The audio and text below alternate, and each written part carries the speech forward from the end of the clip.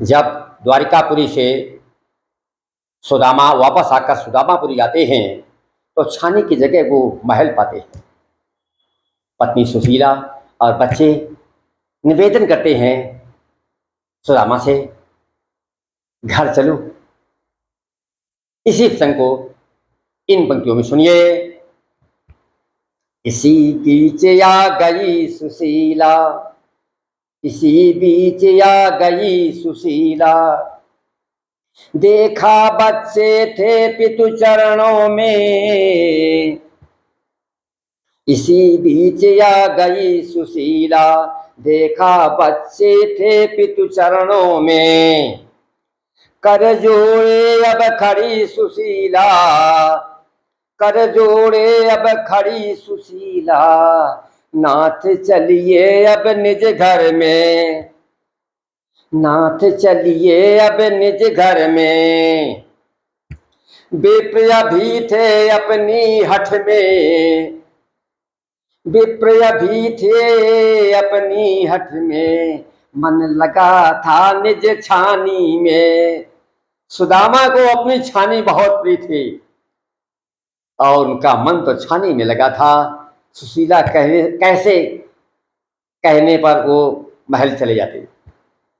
विप्र भी थे अपनी हठ में, मन लगा था निज छानी में। और दूजे का दिखता महल, दूजे का ये दिखता महल, मेरा मन लगा निज छानी में, मेरा मन लगा निज छानी में। नाथ सोई थी निज छानी में। अब सुशीला स्पष्टीकरण देती है कि छानी की जगह ये महल कैसे बन गया। नाथ सोई थी निज छानी में, आंखें खुली थी इसी महल में। सुशीला कहती है मैं तो छानी में ही सोई थी, लेकिन जब आंखें खुली तो हम महल में थी, मेरा इसमें कोई दोष नहीं है। आंखें खुली थी इसी महल में, स्वप्न में दिखे थे द्वारिका नाथ, स्वप्न में दिखे थे द्वारिका नाथ। और बच्चे भी सोए थे साथ में, और बच्चे भी सोए थे साथ में। अब मैं सब कुछ समझ गया। अब सुदामा कहते हैं मैं तो सब कुछ अब समझ गया, अब मैं सब कुछ समझ गया, तूने ही मांगा कान्हा से घर।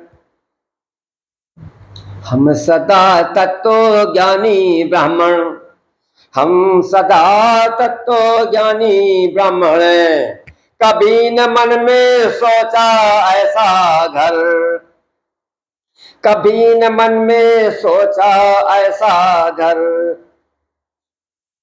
हठ पहले द्वारिका भेजा तूने। सुदामा कहते हैं मैं तो कभी द्वारिका जाने वाला नहीं था, लेकिन तुम्ही ने जाओ द्वारिका, जाओ द्वारिका, हठ पेल कर जबरदस्ती हमें द्वारिका भेज दिया। हठ पेल द्वारिका भेजा तूने, पर कोई लालच नहीं मन में। निष्काम भाव से गया द्वारिका, निष्काम भाव से गया द्वारिका, उसी भाव लौटा निज भूमि में, उसी भाव लौटा निज भूमि में। धन्यवाद।